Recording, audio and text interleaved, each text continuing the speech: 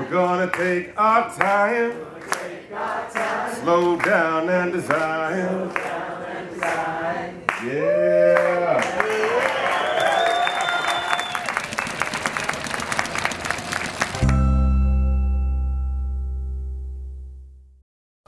I wanted to go through today some of the stuff that we've been doing over the last 20 years now. I'm 46 years of age, just turned it. I started when I was about 23, 24. So I know in this room there's quite a few people who are about my vintage when I started, and I think that's pretty cool, and we'll just go through this and see how we go. Pretty tough crowd.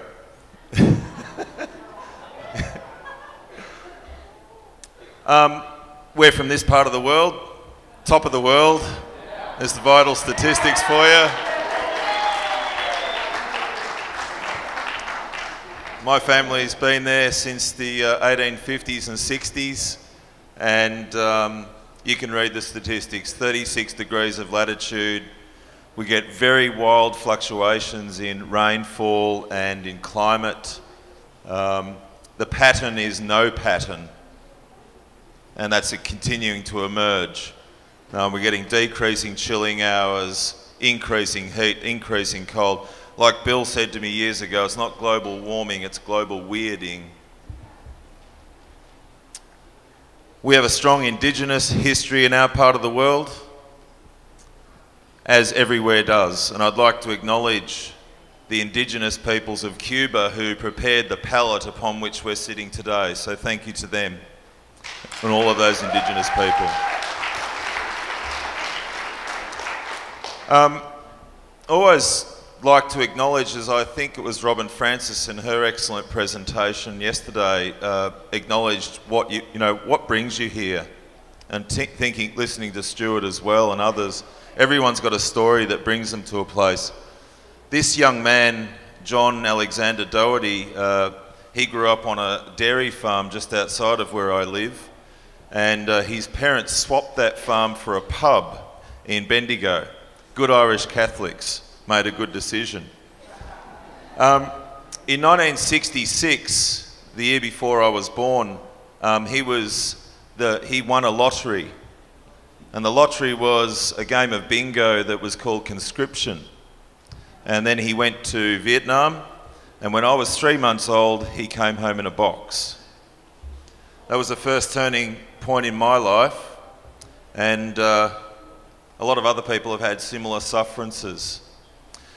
The big piece of that, though, and again going to what Robin was saying yesterday, was I grew up on my grandparents' farm just outside of Bendigo, and my grandfather was, as he said to me when I was about 7 years old, he said he was to the left of Trotsky. He said that to profit was to steal, that you should never believe in any advertising that you ever see. And my first lesson of ecology was that humans are just like yeast. They eat all of the sugar and then they'll die in their own shit. That was all I needed. But he also said to me things like that the rural skills that I teach you now will hold you in good stead for when the shit hits the fan. And that's what a lot of us are trying to impart, I think. You know, we're trying to get those skills, those resilient skills that'll allow us to cope with the changes that are coming forward towards us. The other defining moment in my life was meeting my beautiful wife Lisa, who's up the back there, who's been with me on our journey, and Isabella and Pearl and Zane, who we always travel together as a family. It makes it expensive. It makes us a bit hard to get sometimes, but it's just the way we swing, because we were determined not to be a permaculture divorce. It's been enough of them. It takes a lot of people in this movement are very devoted people, and you got to, for us, it's really important to have family, and we wanted to really make that happen. So that's why we make the decisions that we do. We have a non-profit called Regrarians, and it's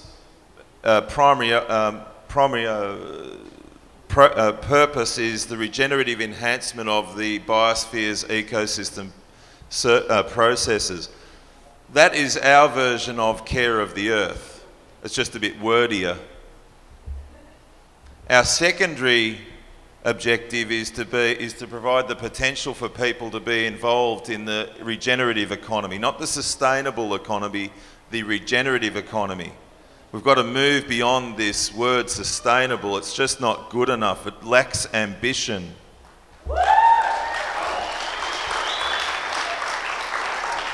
The other thing, we've been really lucky in our work. Much of what I'm going to show you today is the result of work by clients that we've worked with and students that we've worked with over the last 20-odd years, who've shown a lot of faith in the suggestions that we've put forward to them. And so I'd like to honour them and thank them for all that they've done. We've been very, very lucky in where we've gone. I didn't even leave my state until I was 18, and I've been to, I think, 46 or 47 countries now, working with thousands of people. It's been quite a blessing. So, and I've got Permaculture to thank for that. We've also done a lot of education, and I know that Wes and Margie are in the room here. I'd like to acknowledge them and people like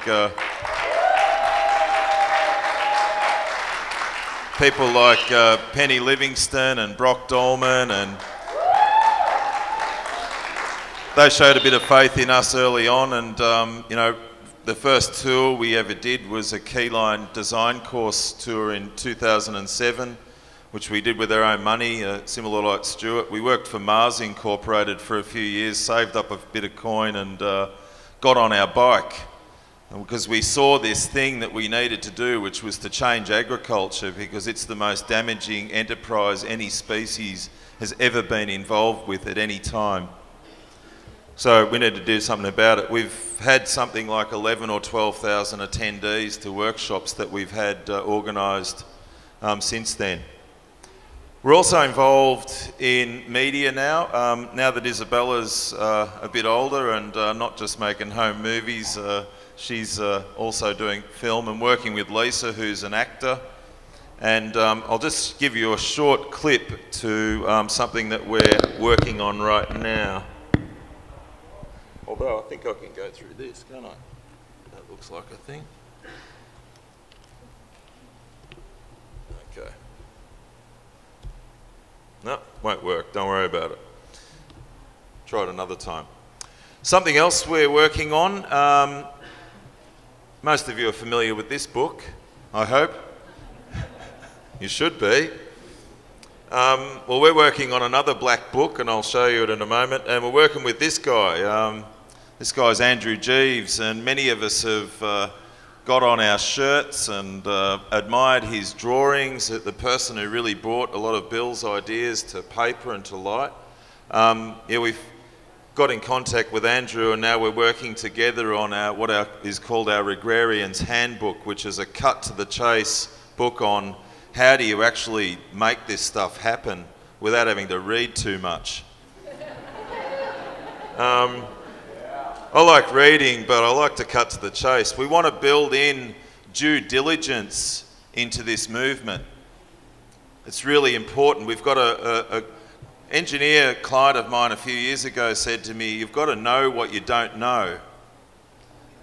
And too often I see that people get license or are given license way too easily to go and use big yellow machines and to, you know, go and do all of these things which scour our earth. It's some people would call it reconstructive earth surgery.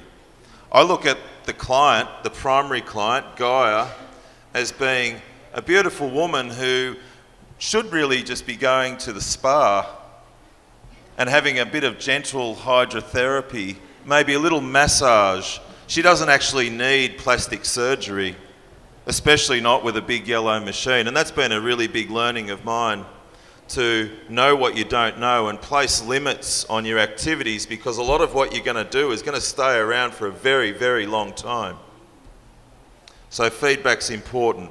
So regrarian is a word that I came up with just relatively recently. It's a portmanteau of regenerative and agrarian.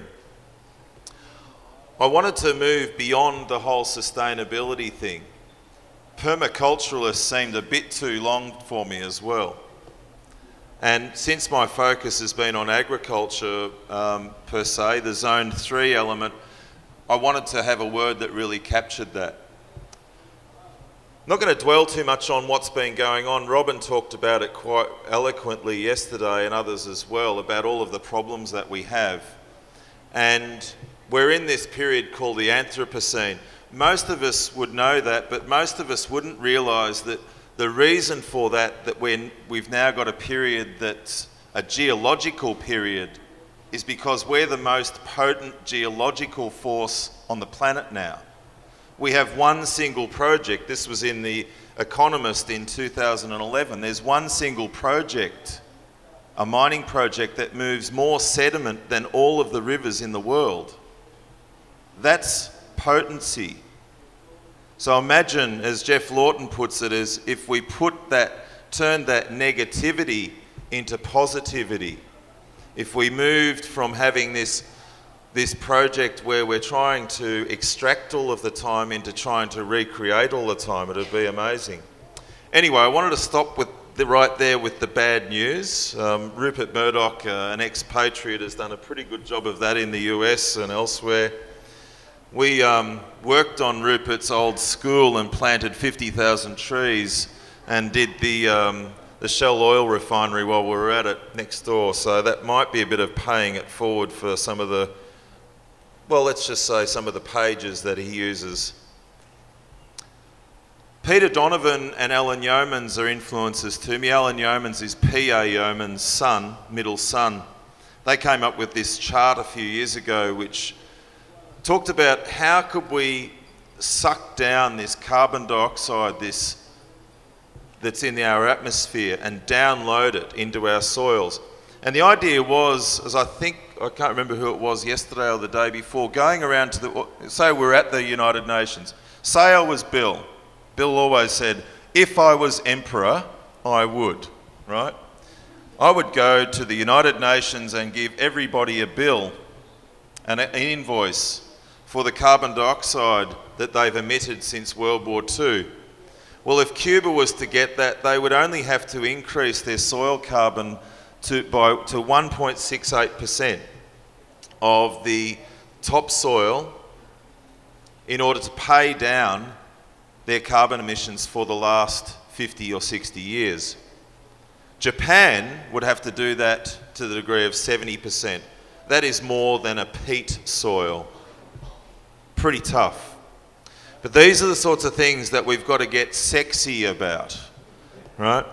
So other things that we're at the point of, and this sort of came to us quite relatively recently, is that so often we believe we've been chasing the wrong end of it. We've been working with farmers all of the time to try and get farmers to change, when actually the person that we need to get changed is the consumer. It's the consumer who drives agriculture. And we've got this real turning point with this. So that's one of the things that I wanted to talk about today. But to do this, I needed a new framework. And I grew up on a Keyline farm. Our property had a Keyline layout. And whilst we had the water layout and the tree layout and all of that, my grandfather took no care of the soil. He didn't pay attention to that part. But P.A. Yeomans has been an incredible influence to me. I never met him, but his Keyline system has been a really big impetus into the understandings that we have, particularly on landscape design, or the landscape design elements that we use in permaculture today. And David Holmgren told me that P.A. Yeoman's system was the first broad-scale integrated landscape design tool ever devised, and it still has an incredible amount of relevance today. So I took that framework and adapted it into the Regrarian platform, including marketing and energy, because as I believe that you need to have some sort of currency exchange in order to make this stuff happen and be possible. So when we talk about climate change, the climate is extraordinary, the biospheric climate is extraordinarily difficult to change. It's taken us about 300,000 years since we first rubbed two sticks together and realised we could make fire, that we've been gradually changing the climate ever since. But it's taken a huge amount of effort, billions of humans of effort. The big thing the big climate that needs to change is the climate between people's ears. I think that is the true climate change here. As the omnipotent species that we are, we really need to sort this out. I look at people like Everett Rogers and his work on the diffusion of innovation, which marketing people all understand. They all understand that they'll tolerate 10% organic production. They'll tolerate 10% free-range chicken raising, etc., but they won't tolerate 11, because they realise that once you go to 11%, then that means you get them. That means you get the mainstream. And we've got to understand that if we're going to take our movement from where it is now to where it can be, because it's a great movement. Everyone you talk to, like I'd have to say, who gives up permaculture? Once you've got it, you don't give it up. And there's lots of people out there who would love to know about it, who would like to be persuaded about it. They'd like to know that it's part of their decision-making framework, and they'd like to implement it, and they'd like to have complete confirmation of it. And that's the diffusion of innovation. Once we get there, we're done. With this as well, we need a decision-making framework. Permaculture is a great tool. It's a great set of ethics and design principles. But it's not the only thing out there. There are lots of other methodologies out there which are really, really successful. We don't want to get into a methodological straitjacket. So we look at the tools of holistic management for its decision making and a lot of its tools. It's been profound. It has a similar timing and history to our own movement, and working together works extraordinarily well. Permaculture is, for its design science and its ethics and symbiotic design principles, is profound. And it's profoundly affecting a huge number of people, as we've been lucky enough to hear over the last few days. We have Keyline for land and water planning. It fits in very well. We have the work of people like Paul Stamets and the mycological community that we can bring into all of this. That we also have J. Russell Smith's 1920s perennial tree crop visioning that you know, he was the first person to come up with the words permanent agriculture. That's all still there. George Chan and Gunter Pauly's zero emission research initiatives, which a lot of us would be familiar with. Lynn Margulis and Carleen Schwartz's 5 Kingdoms of Nature insights, which really tell us how powerful nature actually is at dealing with a lot of the messes that we've created. And people like Nancy and Jack Todd, Nancy, great people in their work with their eco-machines and eco-restorers. And then our friend from the UK, Jay Abrahams, who's very little known outside of the UK, and his profound wet systems. That is a effluent treatment system, folks.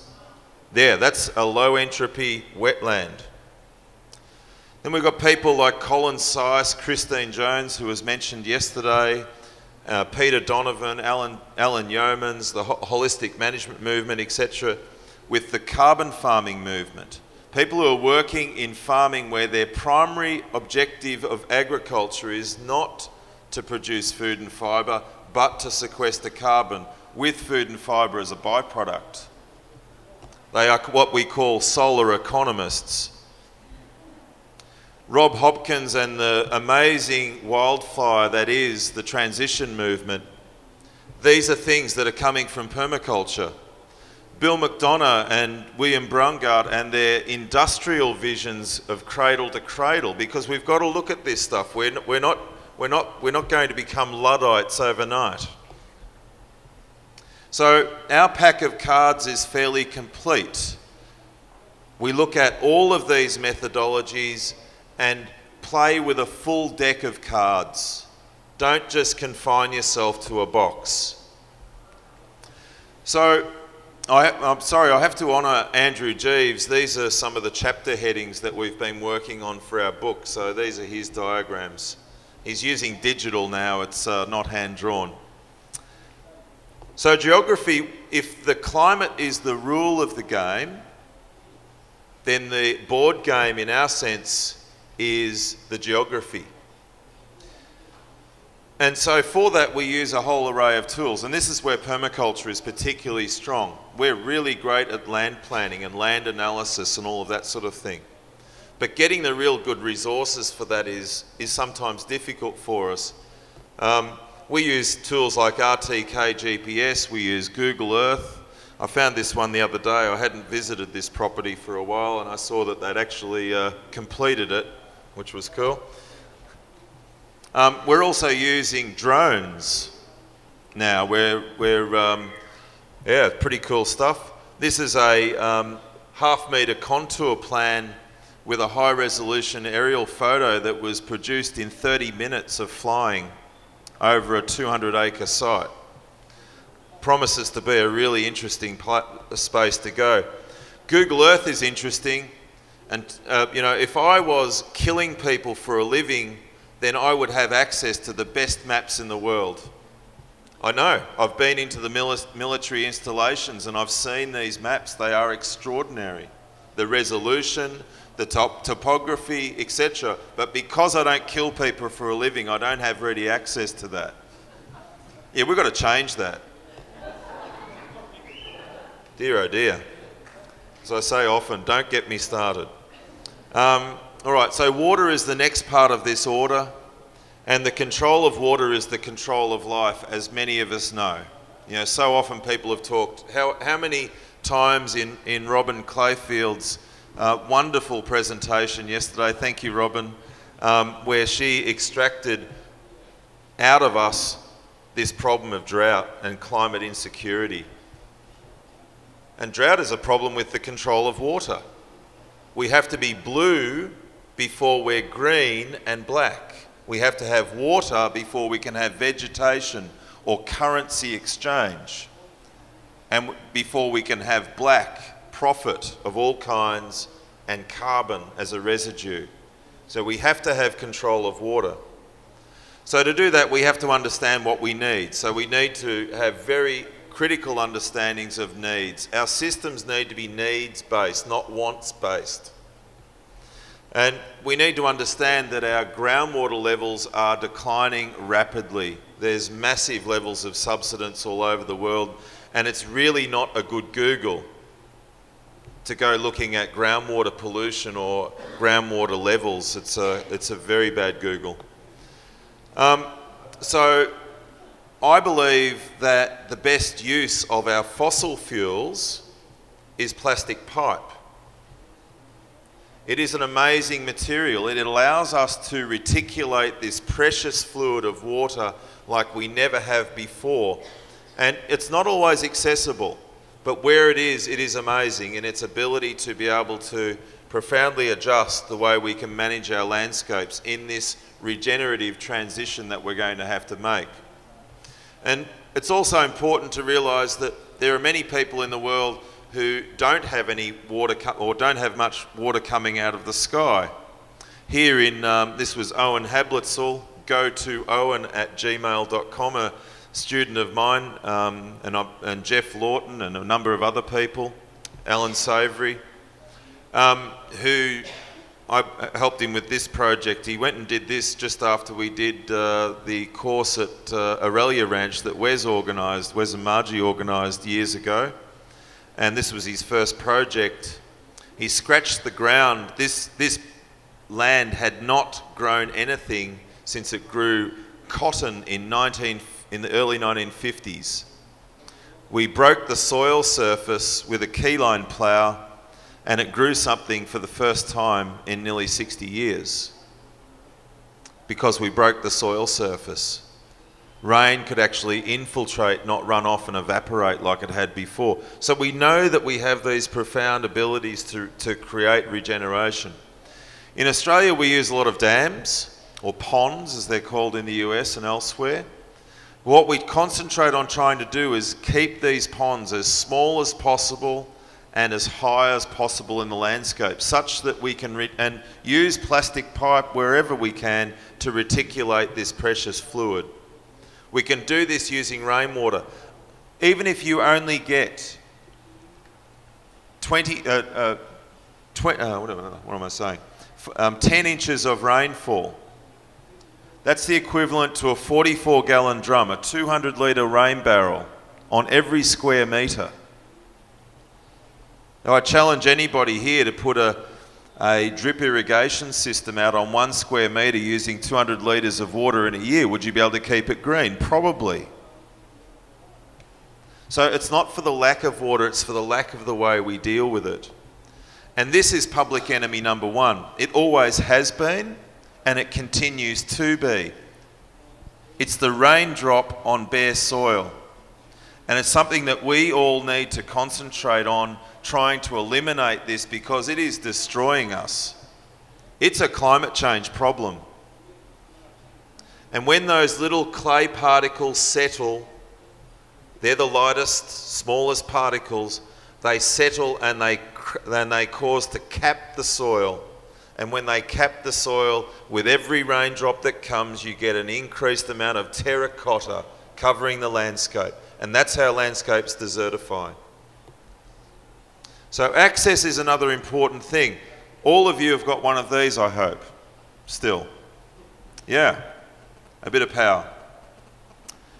This is what Brock calls the handscape. Brock Dolman, thank you, wherever he is. Yeah. We use this to design our landscapes, our big, broad acre landscapes. The truth is, I don't do many garden designs because I'm a bit lazy, because they're too complicated. And you know, that's one of the beautiful things about Keyline design and using this type of design, is because it is so simple to do. The more extensive the landscape, the simpler it is to design. But so few people are scared, so many people are scared to get out of zone 2 and get out into zone 3 and 4, but it's not scary at all once you know what you're doing. So we use the handscape, that is the landscape. You have the landscape all over you, or these patterns repeat themselves everywhere. So we've done this on many properties. Here's a handscape. First thing we designed, that design took about 3 hours, 250 acres. Right? It does not take very long. It's a very, very efficient process once you use these Keyline tools. And now that property has got all of the water that it needs. They spent about $20,000 building the reticulation, the roads and the pond that was needed. And now they have a pastured pig and sheep operation over 250 acres. So these are enabling things that allow people to stay on land and regenerate them. We also use wetland crossings a lot. So instead of putting pipes in gullies, we put little wetlands in, because the landscape needs more water. And then they self-established. That allows us to cross valleys. And we always try and build roads in so that they fit inside in the landscape as opposed to dominate them. And that these roads that we place, using the permaculture principle of each element performs multiple functions, each element is supported by many other elements, that these elements, a road is not just a road. This road harvests water. It runs for 600 metres and it fills a pond. It also has a pipe network. It is also a division of land, so you can use it to move livestock. It's also a shelter belt, right? So it performs multiple functions. We can do all of these things on the broad scale. All production landscapes, in my view, are forests. All production landscapes. So it doesn't matter whether you're talking about a big cropping or cereal growing area or a big livestock operation area, all of these systems have a different forest complexity which can be placed over them. Whether that's shelter belts or riparian plantings or closed plantings, etc. There's all types of forests that we can apply. And we're always trying to encourage people to have forests on their properties. So few people do. It's a great European ethic. I was at a guy called Sepp Brunner's years ago, and he had just finished rebuilding the house that his ancestors had built some 300 years before, using the trees that those ancestors had planted, knowing that Sepp down the track was going to need those trees. We need more of that. We need to pay it forward a lot more. We also, I believe we came from forests, and we need to get back into forests, but do so on the forest's terms, because that's not what we're doing at the moment. So there's so many ways that we can do this. And we've been very fortunate to have been able to be supported to plant, over the last 20 years, close to 3 million trees.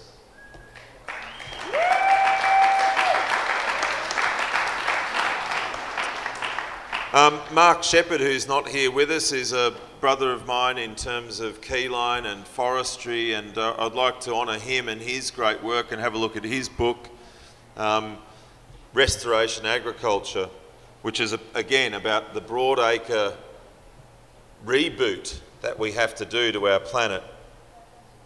So we have to do this paying it forward.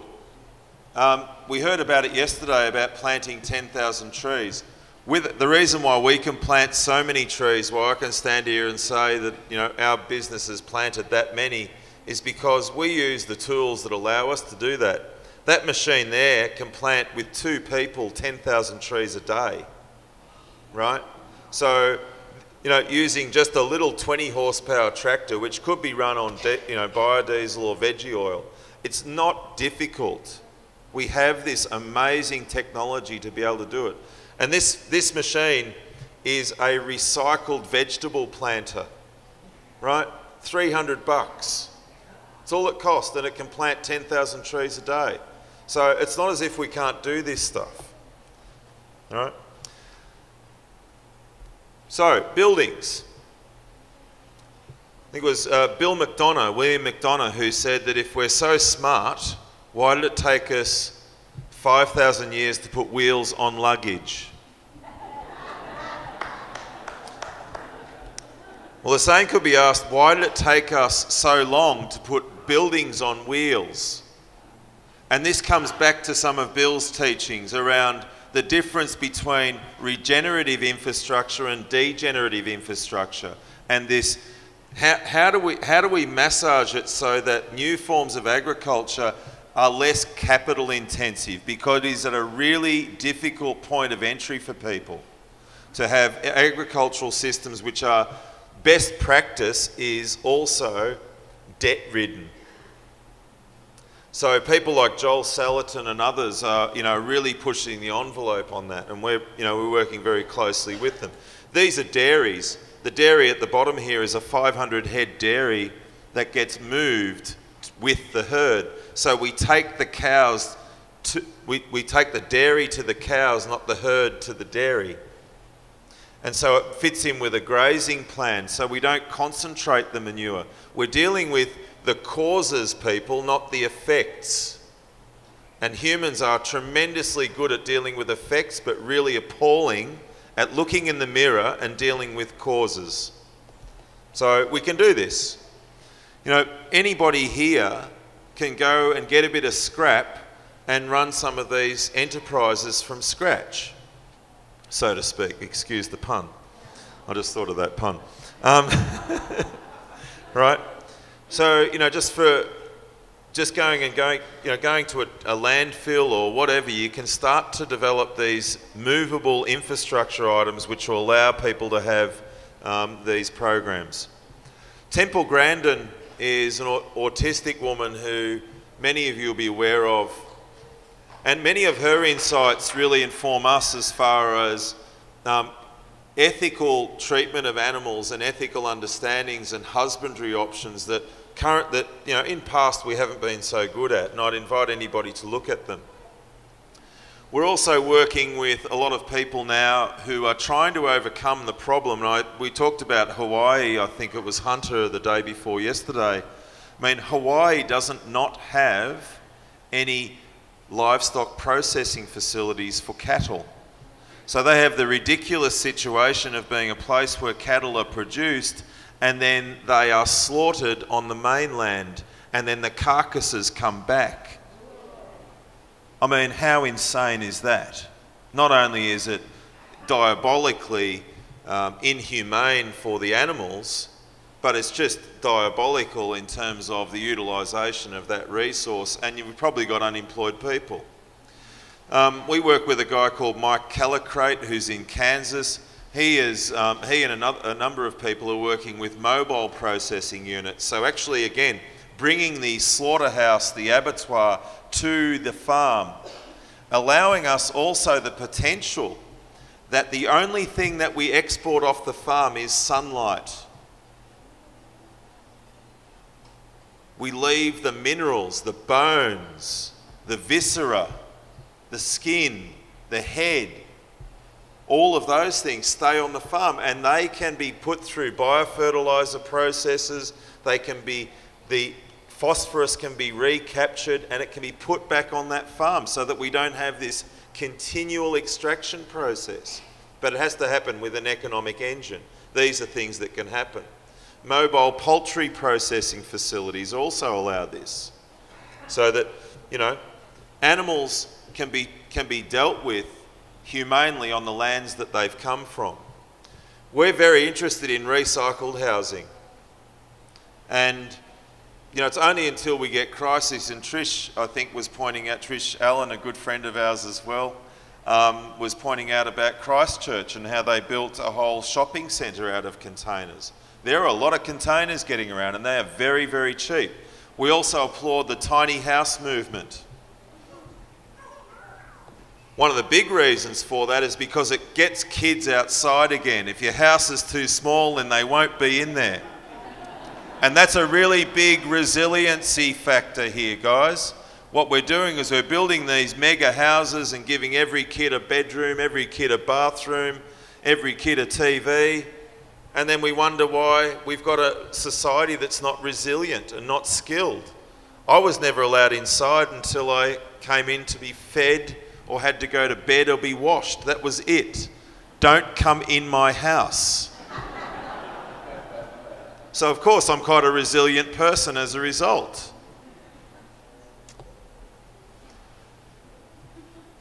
Our 3-bedroom house on the farm, my grandfather's generation, he had 16 siblings in a 3-bedroom house. And he had 8 children in a 3-bedroom house. Yeah, right.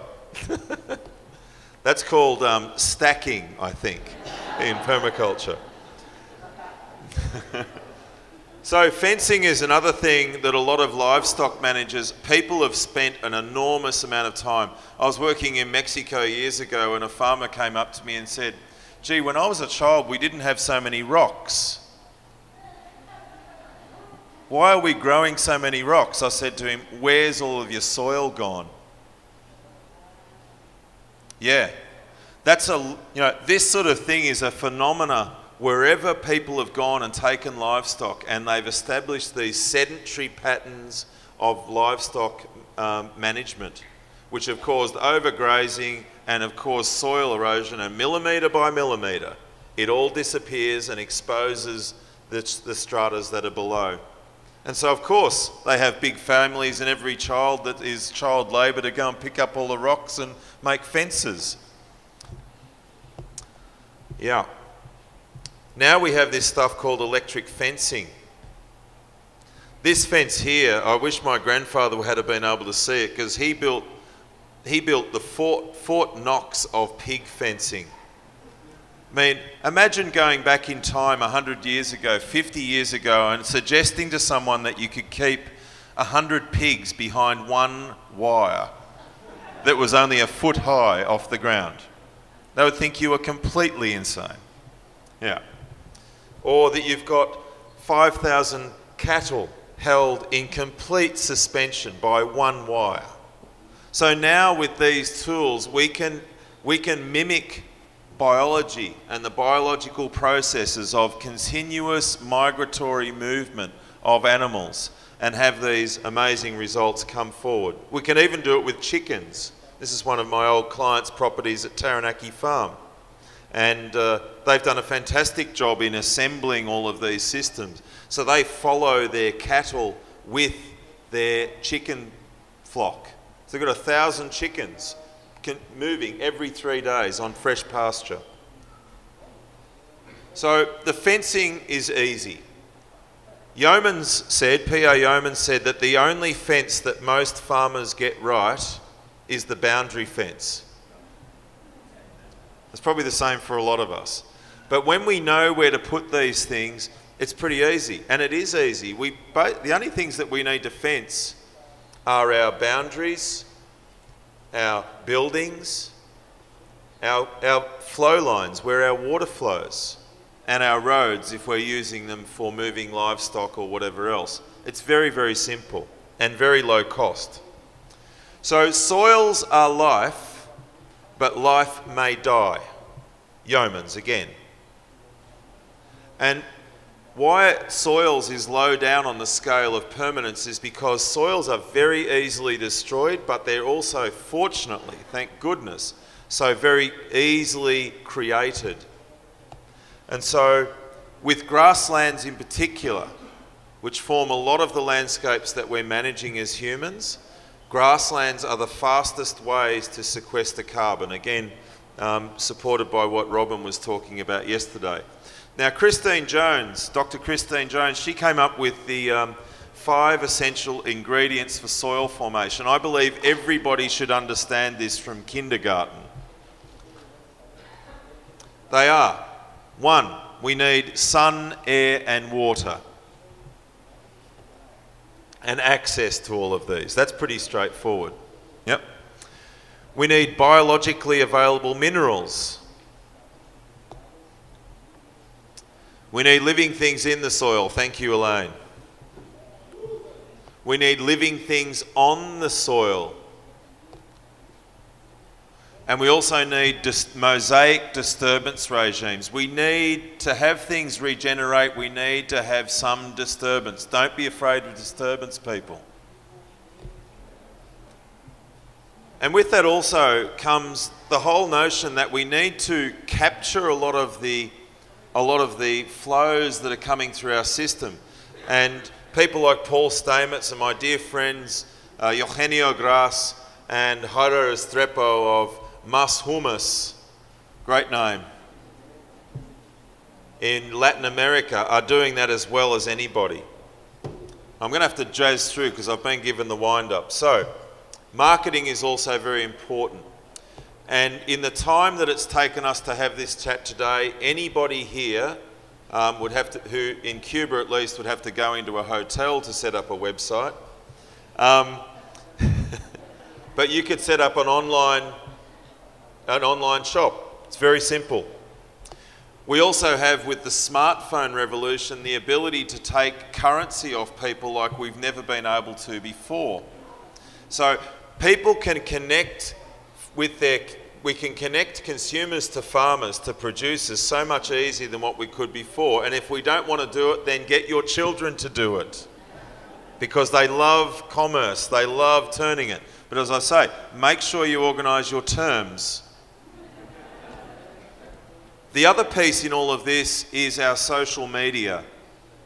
You know, I've witnessed over the last 4 or 5 years the rise of businesses like Milkwood Permaculture, who aren't represented here, I don't think, today. I mean, a business that's been founded primarily on social media access. There's a lot of other businesses in the rural sector, in the permaculture sector, who are using social media and really getting exponential growth of understanding and appreciation and adoption. It works very, very... You're able to showcase... You know, everyone can have their own TV channel now. You know, we've really democratised this where we have access. Now, I just wanted to, I'll just jazz through these last few things because these are some fairly telling statistics, and they are for the United States. And I believe that the United States female consumer in particular will be the person who will change global agriculture. And let's have a quick look. There's 124 million consumers in the United States. They each spend $7,000 on average on food. There's 1 million bona fide farms in the United States where agriculture is the primary source of income.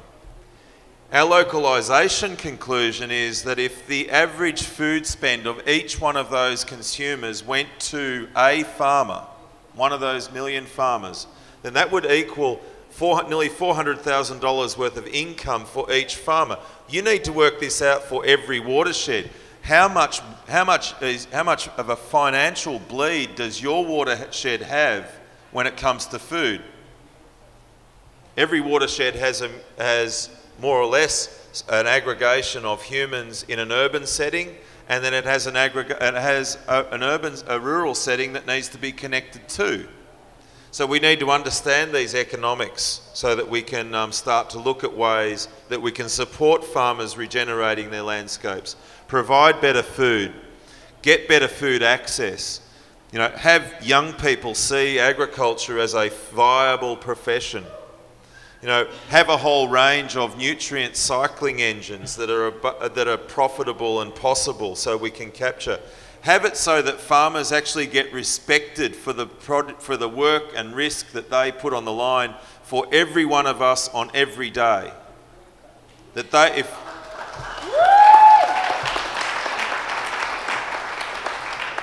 And that we need to do all of this through a variety of means. And that we need to look at succession as being a really big elephant in the room. There are a few, but you know, not many of us would know that in the US, for every 7 farmers over 75, there's only 1 under 25.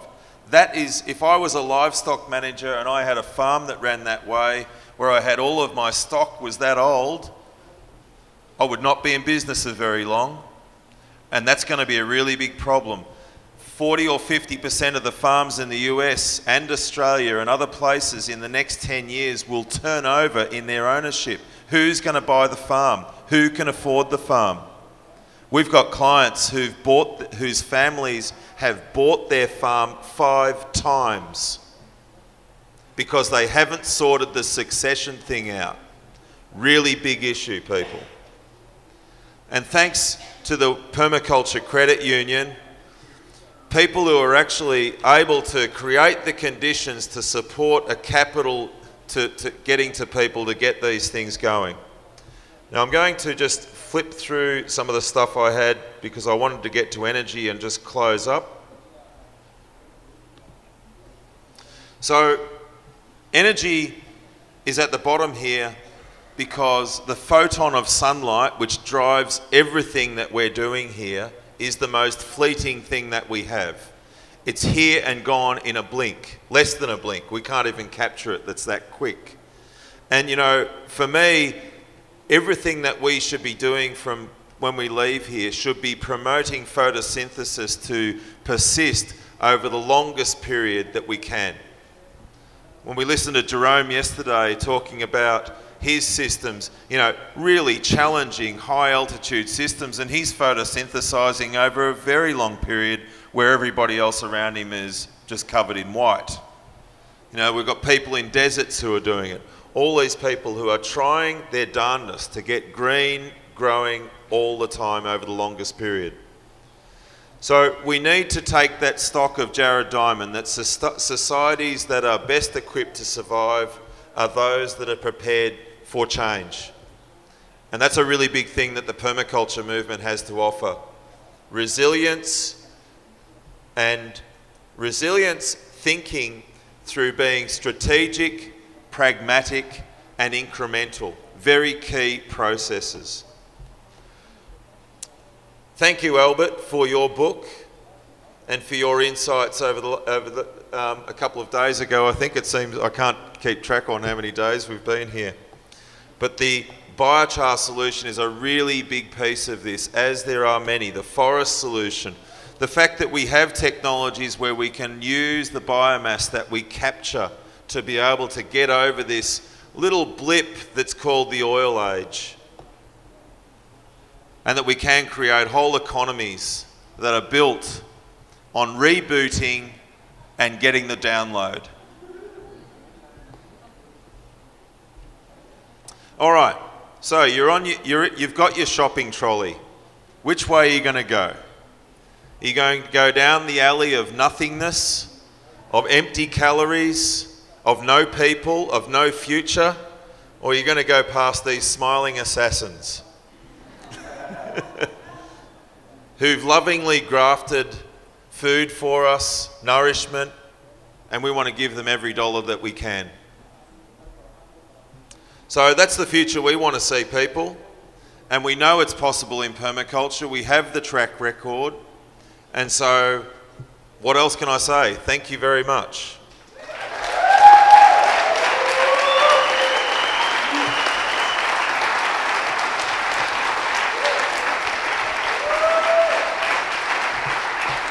And I'd just like... Thank you.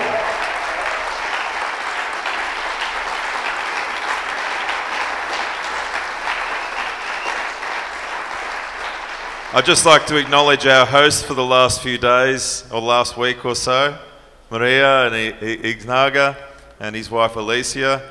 Ignaga is a farmer who's now in...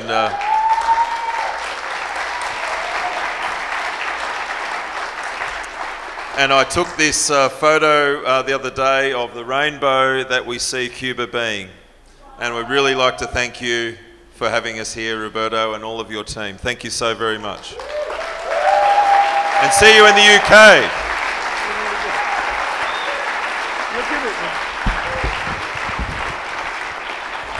Thanks, Darren, because that was a very short notice, and he said, I'm ready. So he's ready, of course. Questions for Darren? Come on. Could you put up your slide with the resources? Sure. Will your slides be available? Yes, they always are. Oh, I just had it. Where did I do with it? I had a little stick to give to Roberto. Oh, here it is. There you go. Oh. There's 8 gigabytes of resources there to share. All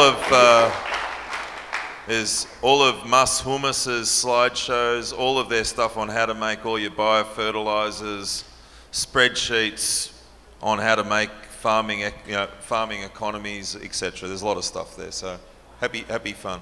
Yep. Okay. We have Rubina again. You need a microphone, Rubina. No, you don't. You just run. Rubina running.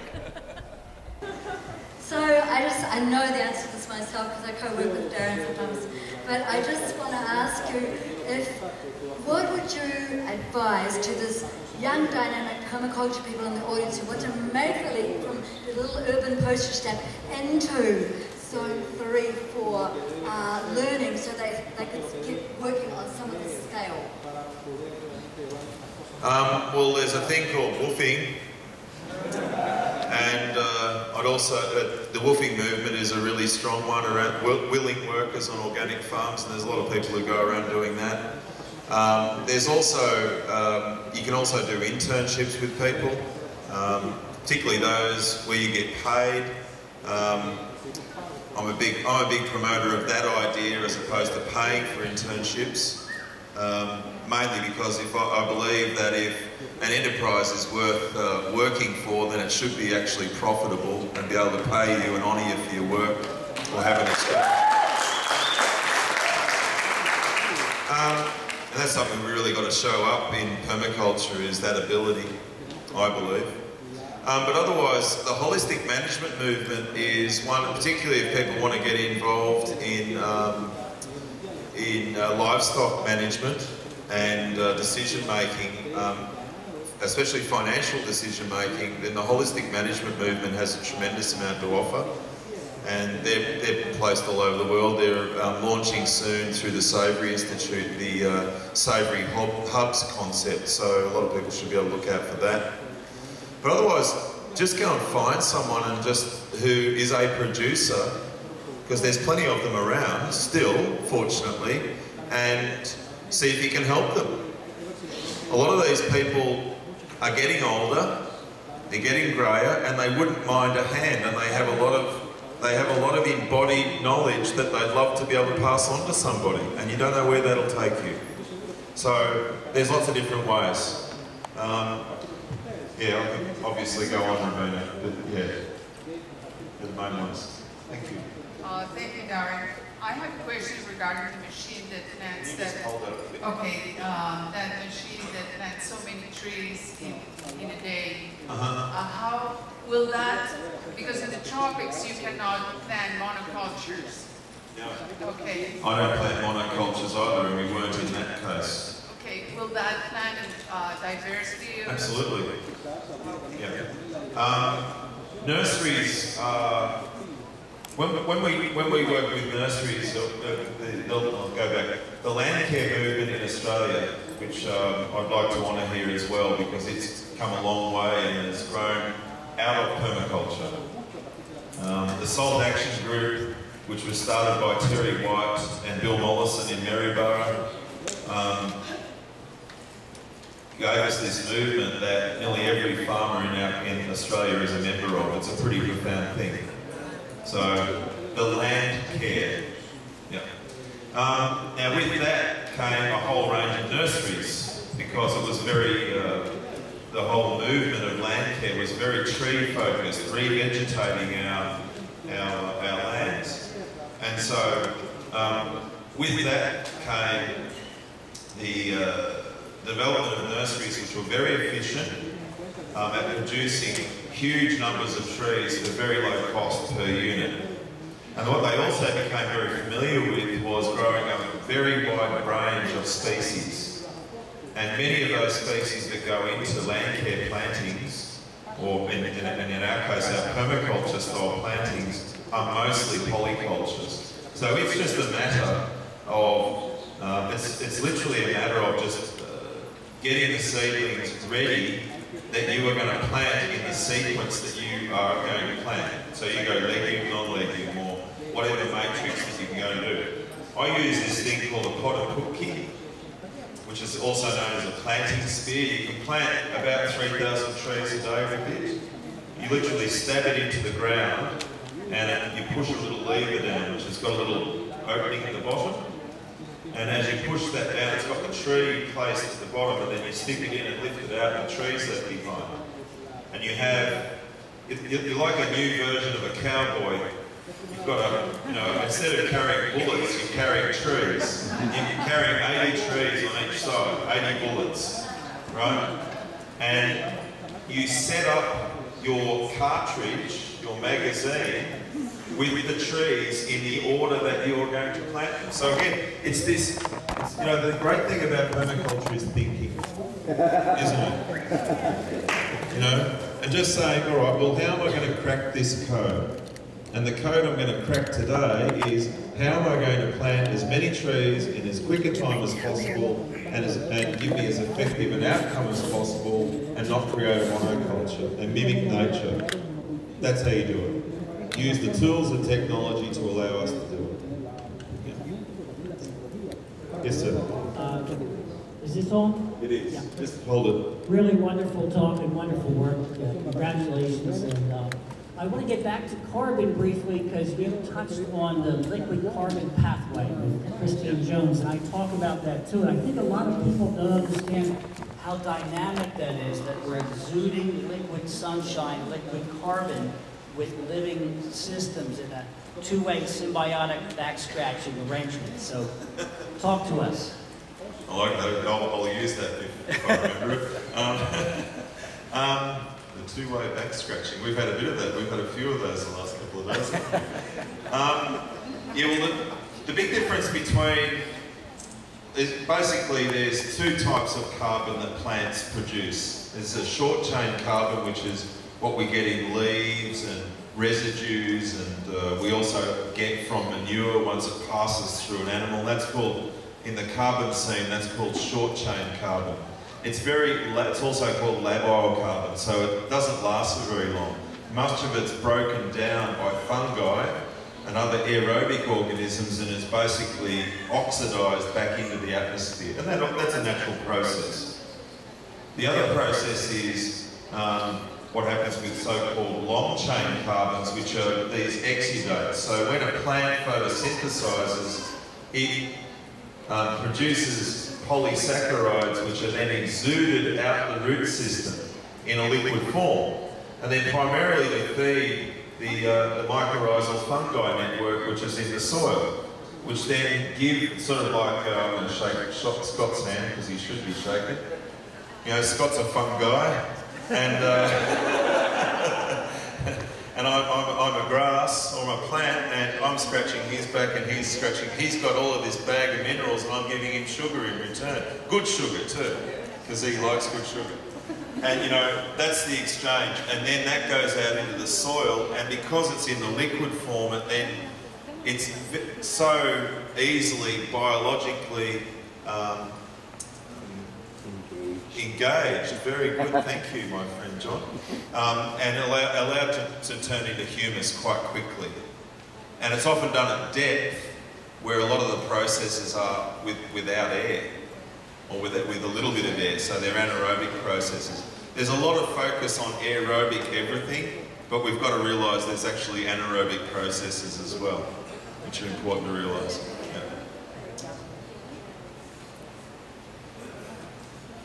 Yeah. Okay.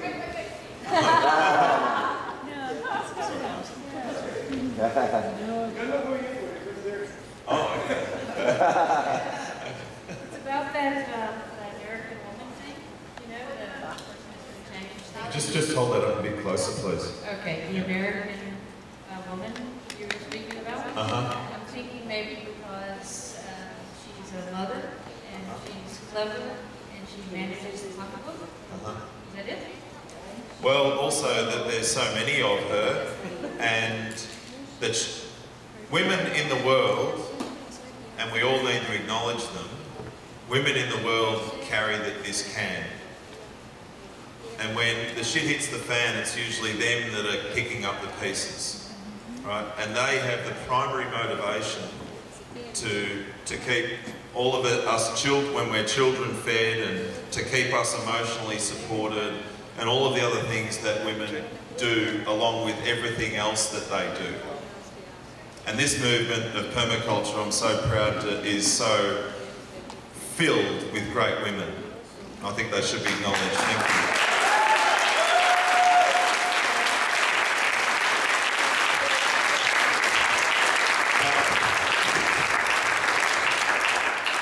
So getting back to your point directly is that women make, it's just a fact, they make the most purchasing decisions.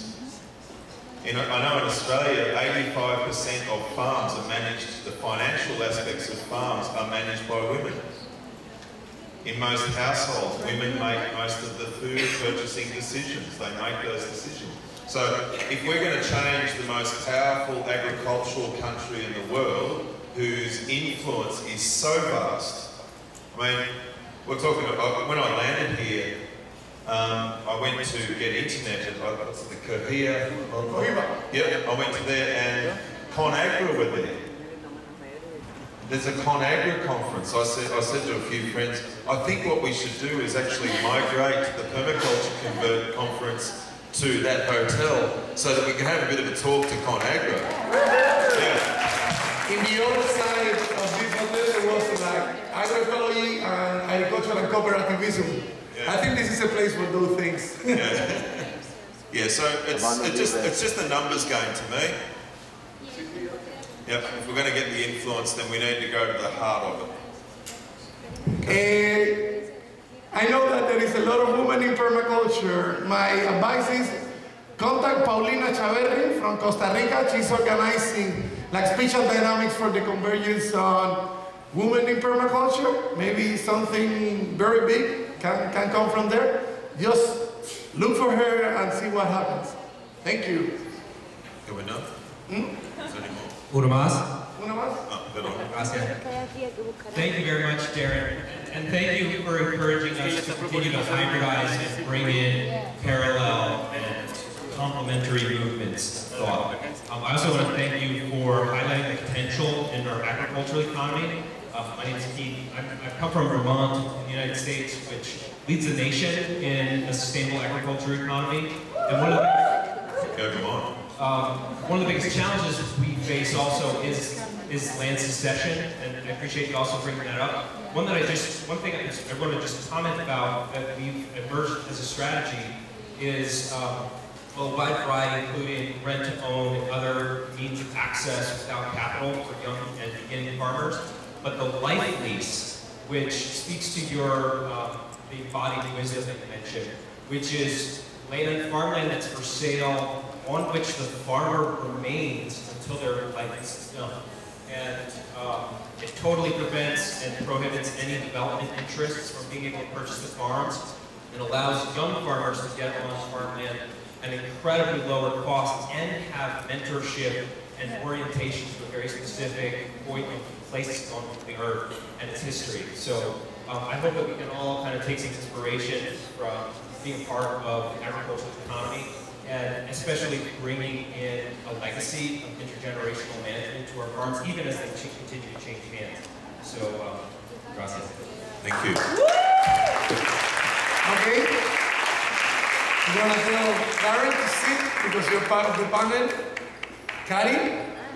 El panel? Maricha? Gonna take our time, slow down and design.